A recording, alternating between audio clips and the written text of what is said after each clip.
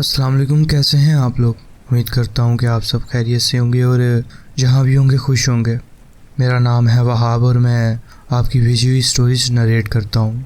अगर आपके पास भी कोई ऐसा वाक़या है जो आप मुझसे शेयर करना चाहते हैं तो नीचे दिए गए डिस्क्रिप्शन पर मेल कर दें ताकि आगे आने वाली वीडियोस का वो हिस्सा बन सके। तो बढ़ते हैं आज की स्टोरीज़ की तरफ।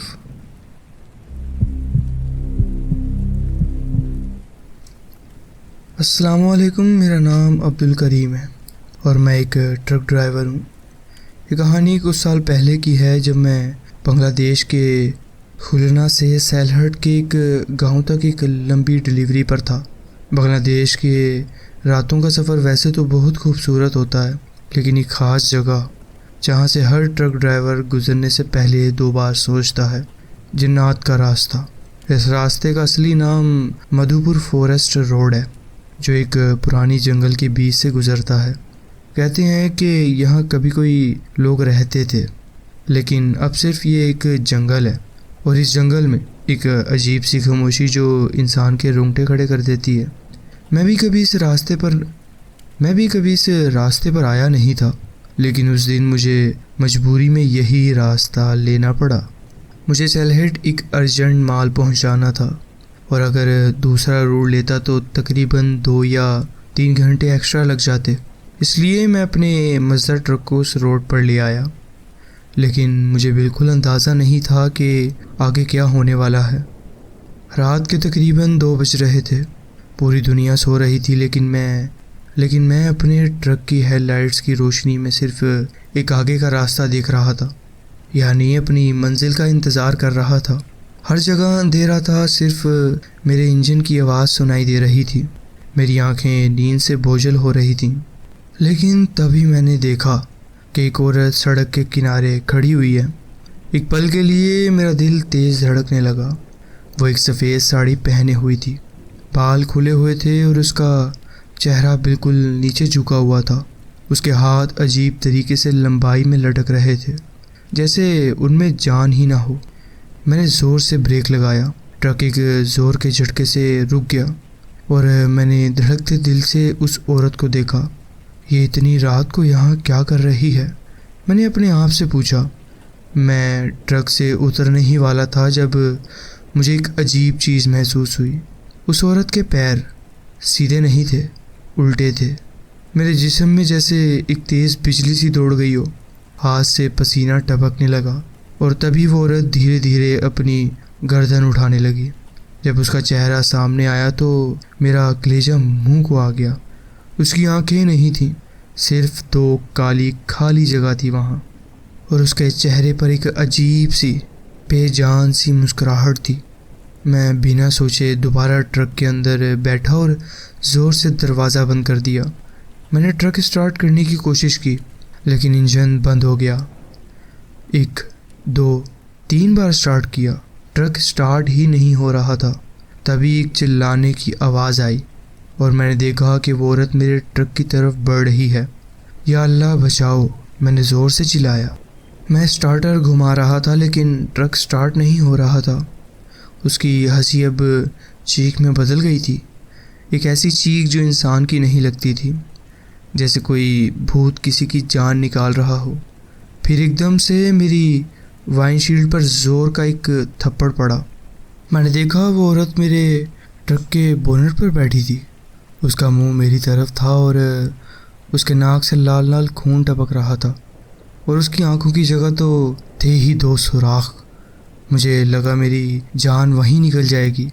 मैंने ज़ोर से ट्रक का हॉर्न बजाया और तभी एकदम से ट्रक का इंजन स्टार्ट हो गया। मैंने बिना सोचे समझे एक्सीलेटर दबा दिया। ट्रक ने एक ज़ोर का झटका खाया और मैंने देखा वो औरत हवा में उड़ गई, जैसे उसके पैर ज़मीन पर थे ही नहीं। ट्रक तेज़ भागने लगा, लेकिन मेरी आंखों के सामने अब भी उसका चेहरा घूम रहा था। वो औरत जो इंसान नहीं थी, वो कोई और ही थी।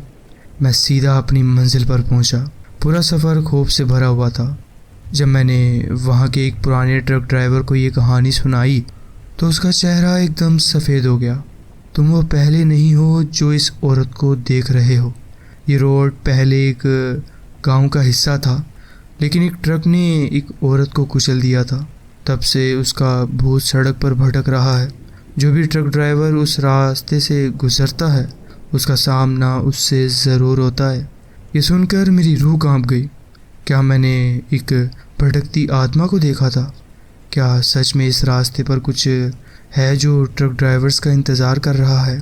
आज भी जब मैं इस बात को याद करता हूँ तो मेरी रातों की नींद उड़ जाती है और एक सवाल मुझे आज भी सोचने पर मजबूर करता है।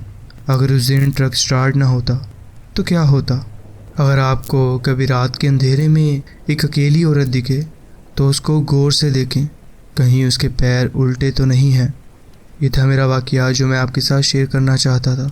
जी बहुत बहुत शुक्रिया, आपने अपनी कहानी हमारे साथ शेयर की। बढ़ते हैं अपनी नेक्स्ट स्टोरी की तरफ।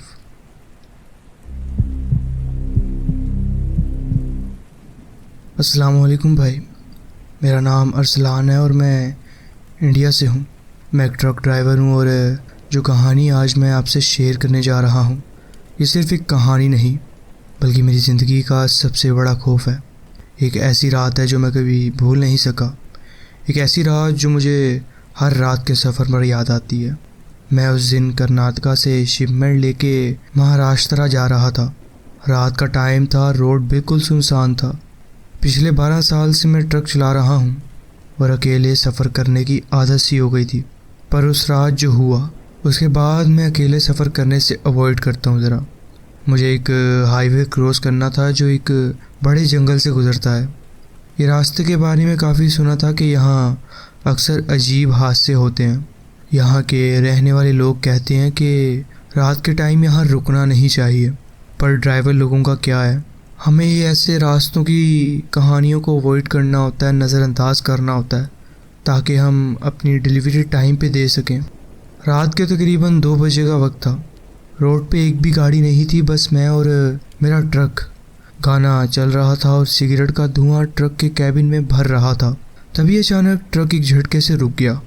इंजन बंद हो गया। मैंने इग्निशन दोबारा स्टार्ट करने की कोशिश की पर ट्रक ने चलने से इनकार कर दिया वजह से। डीजल भी फुल था, कोई टेक्निकल प्रॉब्लम भी नहीं थी। फिर अचानक ये ट्रक रुकने का मतलब क्या था? मैंने ट्रक से उतर के बोनट चेक किया, सब कुछ ठीक लग रहा था। तभी मुझे एक अजीब सी महक आई, जैसे सड़े हुए गोश्त की। मेरी बॉडी एकदम स्टिफ हो गई। जंगल में एक अजीब सा सन्नाटा था और हवा भी नहीं चल रही थी। मैंने अपनी टॉर्च निकाली और आसपास देखा पर सिर्फ जंगल और अंधेरा था। मैं दोबारा ट्रक की तरफ बढ़ा ही था कि मुझे आगे रोड के बीच एक औरत खड़ी दिखाई दी। उसका चेहरा सफ़ेद था, आंखें एकदम खाली, जैसे किसी ने उसकी आंखों की रोशनी छीन ली हो। उसके कपड़े पुराने और फटे हुए थे और पैर जो कि सीधे नहीं थे, उसके पैर उल्टे थे। मेरे से हिला भी नहीं जा रहा था। मैं पसीने से भर गया था। मैंने बस आंखें बंद कर ली और ट्रक के अंदर चढ़ गया। फ़ौरन इग्निशन स्टार्ट किया और इस बार ट्रक चल गया। मैंने बिना सोचे समझे एक्सीलेटर दबा दिया और फुल स्पीड में वहाँ से निकल गया। पर ये कहानी यहाँ ख़त्म नहीं होती। जैसे ही मैं कुछ दूर आया मुझे ट्रक के रियर व्यू मिरर में वही औरत दिखाई दी। वो ट्रक के पीछे भाग रही थी और उसकी स्पीड इंसानों वाली नहीं थी। वो हवा में तेज़ी से उड़ती हुई आ रही थी मेरे तरफ। मैं ट्रक और तेज़ भगाने लगा पर एकदम ट्रक का स्टीयरिंग एकदम भारी हो गया, जैसे किसी ने उसे कंट्रोल कर लिया हो। अचानक मेरे दोनों हाथों पर एक ठंडा सा एहसास हुआ, जैसे किसी ने मेरी कलाइयों को पकड़ लिया हो। मैंने ज़ोर से चीखा और स्टीयरिंग पर पूरा ज़ोर लगाया। अचानक एक ज़ोर का झटका लगा और ट्रक रुक गया। सब कुछ एकदम पुरसकून और शांत हो गया। मेरा दिल तेज़ी से धड़क रहा था और जब मैंने सीधा अपने सामने देखा तो वो औरत अब ट्रक के सामने खड़ी हुई थी। उसका चेहरा धीरे धीरे बदल रहा था। पहले एक औरत का, फिर एक बूढ़ी औरत का और फिर एक जलते हुए इंसान का। उसकी चीखें मेरी कानों में गूंज रही थी। बस मुझे कुछ और याद नहीं। उसके बाद मैं बेहोश हो गया। बस मुझे फिर उसके बाद कुछ नहीं पता। जब होश आया तो एक लोकल चाय वाला मेरे ट्रक के अंदर था जो कि मुझे जगा रहा था। उसने बताया कि सुबह 5 बजे जब उसने मेरा ट्रक देखा तो ये सड़क के किनारे खड़ा था और मैं बेहोशी की हालत में था। उस दिन के बाद से मैंने कभी रात के वक्त उस रास्ते को कभी इस्तेमाल नहीं किया। लोग कहते हैं कि उस जगह की एक पुरानी कहानी है, एक औरत जो एक ट्रक एक्सीडेंट में मर गई थी और अब हर ट्रक को रोकने आती है जो रात के वक्त उस रास्ते से गुजरता है। ये जो कुछ भी था एक सपना नहीं था, बस एक सच था। और आज भी जब मैं ट्रक चलाता हूँ मुझे लगता है कि कोई मुझे देख रहा है, और कभी कभी रियर व्यू मिरर में मुझे एक झलक दिखती है उसी औरत की। यही थी मेरी ट्रक ड्राइविंग की सबसे भयानक कहानी। वैसे काफ़ी वाक़यात मेरे साथ हुए हुए हैं, लेकिन उनमें से सबसे ज़्यादा खौफनाक यही था। तुम सोच रहे होगे कि ये सिर्फ एक कहानी है, पर जो लोग रास्ते पर सफ़र करते हैं, खासकर रात के वक्त, उनके साथ जो रात में ऐसे वाक़यात होते हैं सिर्फ वही उनको समझ सकते हैं। ये था मेरा एक छोटा सा वाक़या जो मैं आपके साथ शेयर करना चाहता था। जी बहुत बहुत शुक्रिया, आपने अपनी कहानी हमारे साथ शेयर की। बढ़ते हैं अपनी नेक्स्ट स्टोरी की तरफ। अस्सलाम वालेकुम। मैं रात के वक्त एक सुनसान रोड पर गाड़ी चला रहा था। ये रोड हैदराबाद और मीरपुर ख़ास के दरमियान का था। मैंने ट्रैफिक से बचने के लिए इस रास्ते का इंतखाब किया ताकि जल्दी घर पहुंच सकूं। इस वक्त रात के लगभग 12 बज चुके थे और रोड पूरी तरह से खाली था, जैसे कि मुझे पसंद था। मैं अपनी पसंदीदा रेडियो पॉडकास्ट सुन रहा था जब अचानक गाड़ी ने एक डिंग साउंड दिया जो बता रहा था कि फ्यूल कम है। मैंने फ़ौरन अपने मोबाइल पर मैप खोला और सबसे करीबी पेट्रोल पंप का पता लगाया। ये रोड सुनसान था और अगला पेट्रोल पंप तकरीबन 5 मिनट की दूरी पर था। कुछ ही देर में मैं एक छोटे से पेट्रोल पंप पर पहुंच गया जो सड़क के दाएं तरफ था। ये एक आम सी जगह थी, इधर आसपास सिर्फ जंगल ही जंगल था। जैसे ही मैं पेट्रोल भरवाने लगा मैंने देखा कि एक आदमी अपने पुराने पिकअप ट्रक में पेट्रोल भर रहा है। जब मैं उसके करीब से गुज़रा और शॉप के अंदर गया तो मुझे महसूस हुआ कि वो मुझे घूर रहा है। मैं अंदर गया, एक कॉफ़ी ली और पेट्रोल के पैसे कैश में अदा कर दिए। जब मैं बाहर आया तो देखा कि वो आदमी अपने पिकअप ट्रक में बैठकर रवाना हो रहा था। मैं भी अपनी गाड़ी का टैंक भरकर वापस रोड पर आ गया, मगर सिर्फ 1 मिनट गुजरा होगा कि मुझे रोड के एक कोने पर वही पिकअप ट्रक नज़र आई। ये जंगल के पास रुकी हुई थी, इंजन बंद था। मुझे अजीब लगा, मगर मैंने अपना ध्यान हटा दिया और पॉडकास्ट वापस से चालू कर दिया। कुछ देर बाद मेरी गाड़ी ने फिर से डिंग की आवाज़ दी। डैशबोर्ड पर लिखा आया कि टायर की हवा बहुत कम है। मैंने गाड़ी धीरे की और महसूस किया कि गाड़ी का बैलेंस ख़राब हो रहा है। शीशा नीचे किया तो समझ गया कि टायर पंचर हो गया है। मैंने गाड़ी साइड पर लगाई और नीचे देखने गया। मेरे पीछे वाला टायर बिल्कुल फ्लैट हो चुका था। मैं हैरान था कि मैंने तो कोई पत्थर या गड्ढा महसूस नहीं किया। अचानक मेरे जहन में ख्याल आया, अगर ये उस आदमी का काम हुआ तो। मैंने फ़ौरन अपना मोबाइल निकाला और रोड साइड असिस्टेंस का नंबर ढूंढने लगा। तभी मुझे पीछे से एक गाड़ी की आवाज़ सुनाई दी, मगर हेडलाइट्स नहीं चल रही थी। ये अजीब बात थी। फिर अचानक वो आवाज़ भी रुक गई, हर तरफ खामोशी छा गई। मैं अपनी डिग्गी से इमरजेंसी टॉर्च निकालने गया जो मेरे वालिद ने मुझे इमरजेंसी के लिए दी हुई थी। टॉर्च जलाकर जब मैंने आगे देखा तो मुझे जंगल के करीब वो पिकअप ट्रक फिर से दिखाई दिया। मैंने फ़ौरन सांस रोक ली और जंगल के अंदर भाग गया। एक बड़े दरख्त के पीछे छुप गया। मैंने अपने मोबाइल से 15 मिलाकर पुलिस को कॉल की। फ़ोन पर धीरे आवाज़ में अपनी लोकेशन बताई और कहा कि मुझे शक है कि एक आदमी ने मेरा टायर पंचर किया है और अब मुझे वो फॉलो कर रहा है। ऑपरेटर ने मुझसे आदमी की हालत और उसकी गाड़ी के मुतालिक पूछा। उसी वक्त मुझे पिकअप का दरवाज़ा खुलने की आवाज़ सुनाई दी। मैंने फ़ौरन पुलिस को बताया कि वो गाड़ी से उतर गया है। कॉल ऑपरेटर ने कहा कि अगर मुझे ख़तरा महसूस हो रहा है तो जंगल में छुपा रहूं। फिर अचानक कॉल कट गई। मोबाइल सिग्नल्स वहाँ बहुत कमज़ोर थे। मैं सोच रहा था कि पुलिस वापस कॉल करेगी, मगर सिग्नल बहुत कमज़ोर थे। तभी मुझे रोड पर एक और गाड़ी की आवाज़ सुनाई दी। ये गाड़ी धीरे हो रही थी और फिर किसी की बातें सुनाई देने लगी। मैंने धीरे से झाड़ियों के करीब जाकर रोड पर नज़र डाली। पिकअप ट्रक का आदमी किसी और आदमी से बात कर रहा था जो एक और पिकअप ट्रक में था। मैं सुन पा रहा था कि वो कोई झूठी कहानी सुना रहा है कि यहाँ क्या हो रहा है।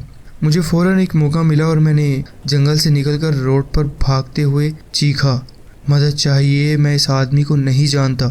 दोनों आदमी ने मेरी तरफ देखा। मैंने दूसरी गाड़ी वाले शख्स को कहा कि ये मेरा टायर पंचर किया और मुझे फॉलो कर रहा है।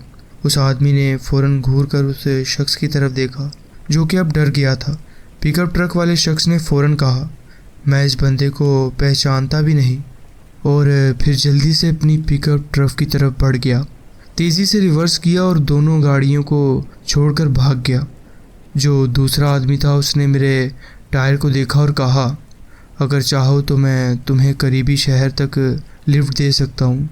मैंने कहा, मेरी पुलिस से बात हो गई है, वो रास्ते में है। कुछ ही देर में पुलिस की गाड़ी सायरन बजाती हुई वहाँ पहुँच गई।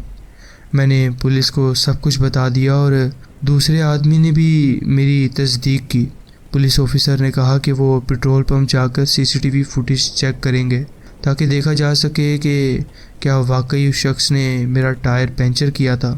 बाद में मैं रोड साइड असिस्टेंस का इंतज़ार करता रहा जो मुझे एक मैकेनिक के पास ले गया और जहां मेरे वालिद मुझे लेने आए।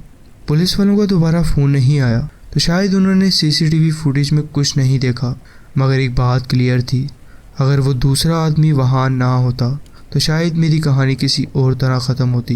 ये था मेरा वाक़या जो मैं आपके साथ शेयर करना चाहता था। जी बहुत बहुत शुक्रिया, आपने अपनी कहानी हमारे साथ शेयर की। तो जी फ्रेंड्स, ये थी आज की स्टोरीज़। आप कमेंट्स में ज़रूर बताएं कि आपको ये स्टोरीज़ कैसी लगी। अगर आपको ये स्टोरीज़ अच्छी लगी हो तो वीडियो को ज़रूर लाइक कीजिए और चैनल को ज़रूर सब्सक्राइब कीजिए और बेल आइकन को ज़रूर प्रेस कर लीजिए ताकि आगे आने वाली कहानियाँ वीडियोज़ आपसे मिस ना हो। अपना ख्याल रखें और मिलते हैं नेक्स्ट वीडियो में। अल्लाह हाफिज़।